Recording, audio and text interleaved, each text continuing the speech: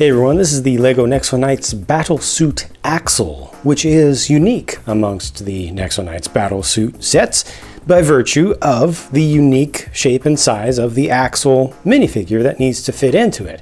So using the standard body pieces that they came up with for these power suits across the entire line, they just didn't have enough room to fit Axel actually inside. So they kind of elevate him up.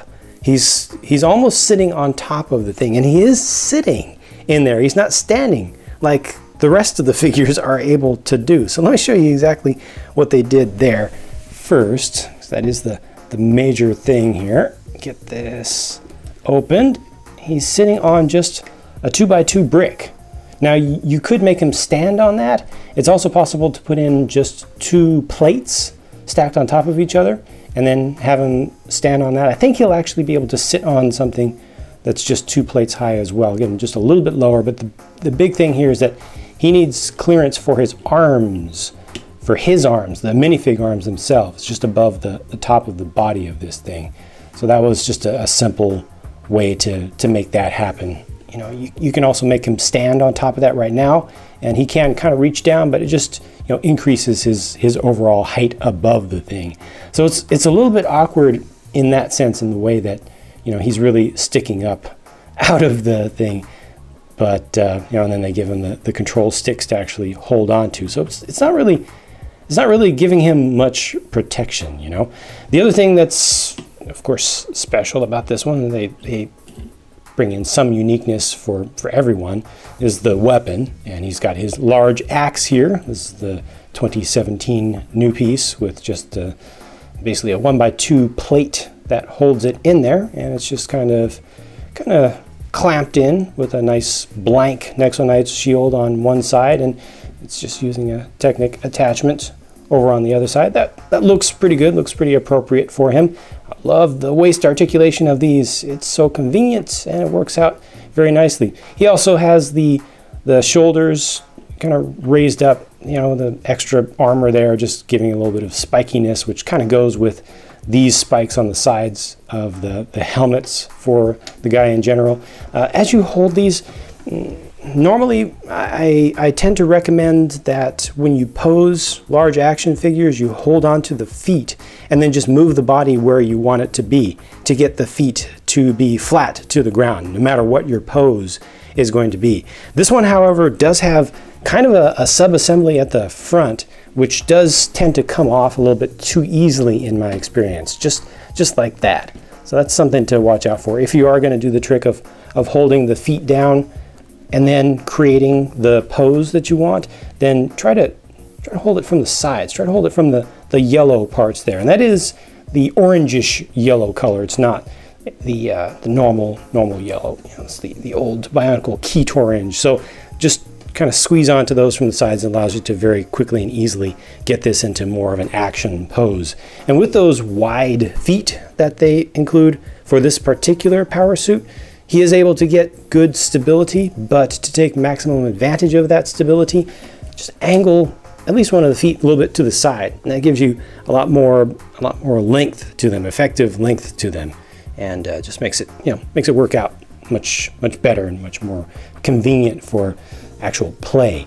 Other than that, it has all the normal articulation of any of the battle suits, with the 2 ball joints up above, 2 ball joints down below. So you can put this into pretty much any pose that you could reasonably ask for, including raising the axe way up above the head. It scales, I think, pretty well with this guy, and the shield can be brought up to kind of protect the figure a little bit more. That makes a little bit more sense, since the body of the mech isn't protecting him very well. See, that's a really nice look. I wish that the body of the mech was able to actually cover Axel himself behind here, but again, it's just the standard system that they came up with. And then it still has the attachment point on the back, so they suggest bringing in the piece from clay here.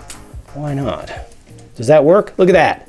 I didn't even intend for that to happen. I didn't specifically set that up, and it worked. It's able to balance, no clear stand, no strings required. It has enough strength. It is a little bit back heavy right now, but I could just adjust the pose a little bit. So there we go. It's not absolutely flat right now. Do the little trick here, get that. There we go.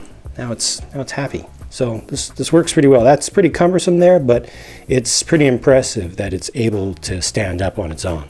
Looking at Axel up close, he's got the power suit robes on, but a lot of that print for the main actual normal minifig torso is covered up by the upper torso, the extra large torso of him. They've got some interesting things going on with the print itself down here though for colors, because it's not just a standard gold. So the brightest, largest areas of gold that you see here are silver that's actually printed down first, or applied somehow, and then they've got yellow that's just placed over that with a little bit of gold flake in it, and it's actually slightly orangish. And then these lines, these really fine lines that go up the side, I looked at it under a lot of magnification, and there's just a little bit of orange beneath there. It's almost like there's a primer or adhesion promoter that's beneath that's actually orange. So it's not just an optical illusion. It's not your normal pearl gold. Of course, it's not molded, but it's not a normal printed gold either, which would be a more yellowish color. So this is slightly closer to copper. It's not copper, but slightly closer. It's too bad also we get that ID number that's printed onto the side of Axel over there. That's pretty obvious and very un-Lego-like, if you ask me.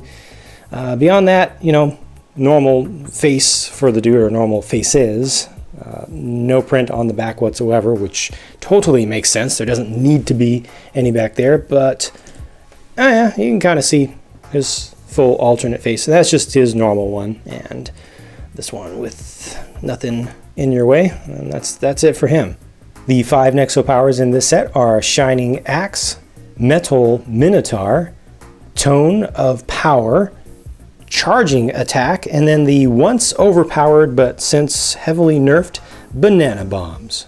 It must have been an interesting challenge to design this, to make it fit in with the whole series of battle suits, to not make it look like a suit that's just so huge in comparison to the normal ones that you would expect him to always win and always be the strongest thing on the battlefield, while still, getting this larger figure to work with it, to look good. So it's difficult. I think they did a pretty good job. I personally wish it was just a larger mech, but I can understand the decisions that they made here, and I think that for the direction that they went, they did a good job on the design of this one. The weapon, once again, is good, and the strength of the feet, the stability of the feet is very good. I also like the color scheme. I don't like how easily the toe kind of sub-assembly is able to come off while you're trying to pose it. That's it for my look at this one. Let me know down in the comments what you think about the set, and if you want to see more videos from me, don't rely on YouTube to let you know when new content is released and produced and uploaded, because YouTube won't always let you know, even if you are subscribed, even if you click on all the special things to make it happen. You do need to come back and check the channel on a regular basis, and then you won't miss a single thing. So I look forward to the next opportunity to share with you some brick-based construction goodness, and I'll talk to you then.